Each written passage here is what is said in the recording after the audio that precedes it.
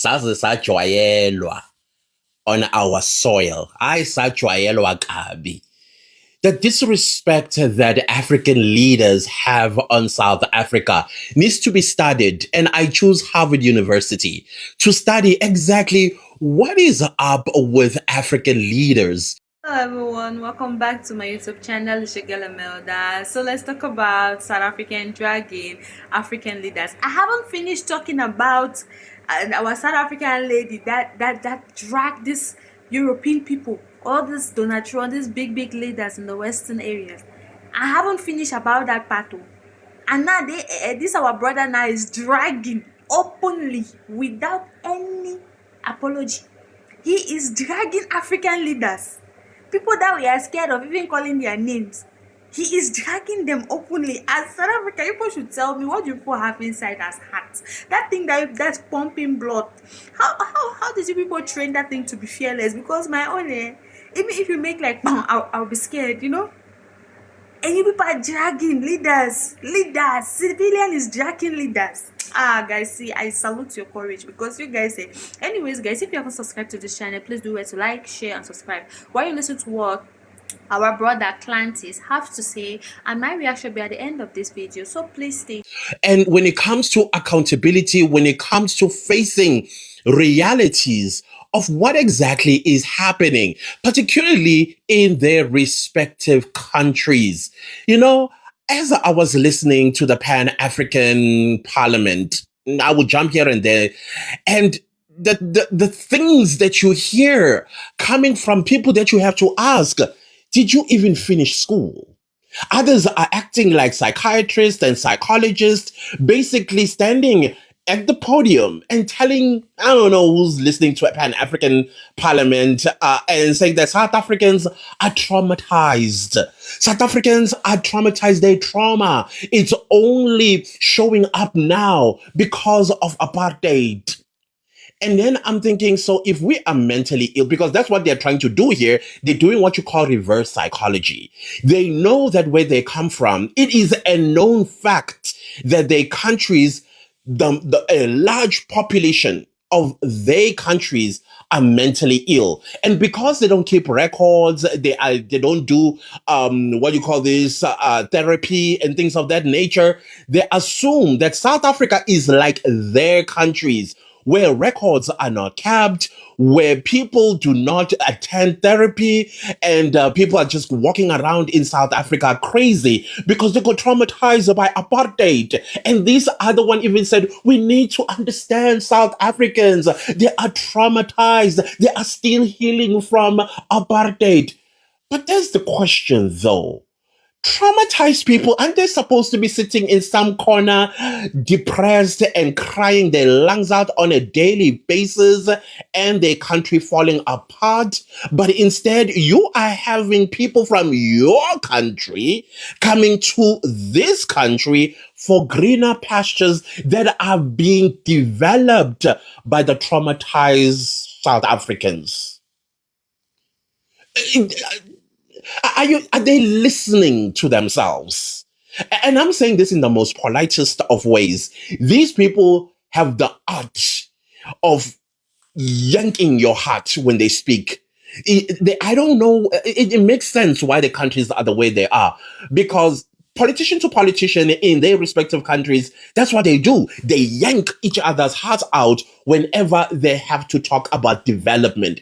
The other one is thinking about pocketing the money for his family and himself, for the people, so that the people do not get developed. Roads not built, infrastructure basically is not built. And then they come here and they psychoanalyze South Africans, completely miss the mark. South Africans, I don't know which part of resilience don't they understand about South Africans. We've been through a lot, that's true. But trauma? No. We faced, if we did not face things head on, maybe they might be right. But here we are. We are one of the most developed African countries on the continent. And people that are traumatized wouldn't have dared. So in other words, they're taking their own experiences as to why they are hamstrung, why they are paralyzed in developing their respective countries, so they come and throw that at us. And yet here we are. They are in Midrand, one of the most developed areas of Johannesburg. Instead of them getting inspired, no, let's come and insult South Africans. And then another one gets up and says, South Africans, he says, we are extremely xenophobic. And then you have to ask yourself, if we are extremely xenophobic, why your people are here? Why your people have been here since the 90s if we were xenophobic? We know what a coward you guys are. Had we stood up back then in the 90s, there will not be foreign nationals of any kind in South Africa. There wouldn't be. Because remember, xenophobia, when it is defined, it is the fear of foreigners. It doesn't say fear of illegal foreigners. It's just foreigners. No foreigner will be visiting South Africa ever. If we were, let alone them staying with us in our communities up until now, since the 1990s. And if we were xenophobic, why don't we have refugee camps? Because there are people that consider themselves as refugees right here in South Africa. Somalis, Ethiopians, Pakistanis, Bangladeshis, Nigerians, Ghanaians, Zimbabweans, you name them. They all have applied for asylum to refugee status. And if we were xenophobic, do you think they'll be running a rampage and running spaza shops in our communities? Do you think they'll be mingling and living in our communities? No, because you guys are the brain is just not functioning, and it doesn't comprehend what you are saying and what the reality on the ground is. And you call yourself a leader. Oh, guys, I could tell you stories upon stories about how these people feel about South Africa. One Nigerian lied, like flat out lied in the Pan African Parliament. He says, when I landed in South Africa to come here to the Pan African Parliament, literally less than 48 hours, I witnessed South African police killing 2 Nigerians. I'm sorry, words? Okay, at least it's South African. So he is trying to play, you know how they are victim players, right? Professional victims. So he is victim playing 2 people that he doesn't even know if they are Nigerian or South African or whatever, because he did not go there to find out, are they Nigerians? Are they what? No, he didn't. He assumed that they are Nigerian.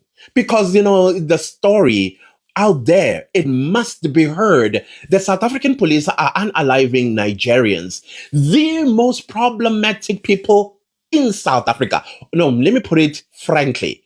The most horrible, evil, and heartless, cold criminals are Nigerians in South Africa. So if they were Nigerians, surely they did something to the South African police service, because anywhere in the world, when you threaten a police officer anywhere in the world, I know it doesn't happen in Nigeria, because in Nigeria, for things to de-escalate, you just have to take out money and give to the police officer, and then you all go your merry way. That's how it's done in Nigeria. In South Africa, there's the rule of law. If you attack the police are not going to die with their guns on their waists. So guys, what do you all think about the video you just watched? I first of all, I want to say, South Africans, I like your courage. Yeah, if there is one thing that I will say openly everywhere I go, it's the courage we South Africans portray. I will always say these are the descendants of Shaka Zulu, because me, I've studied a little bit of African history and I know who Shaka Zulu is. I know who Nelson Mandela is. So it's not kind of shocking that South Africans are like that. It is not shocking, but guys, I didn't know like South Africans would really be like that, you know? I'm still very happy every time I see South African dragging these people, especially these ones that we can even talk about it. Especially these ones that think they have too much sense, and South Africa will bring them down to their level. Oh my god. It's kind of sweet though. Anyways, guys, I don't have much to say. If you haven't subscribed, do well to like, share, and subscribe. Don't forget to leave your thoughts in the comment section. Tell me the next video you want me to bring to you guys, and I promise to do my best to bring it raw as it is. So see you guys on our next video. Bye, sweeties.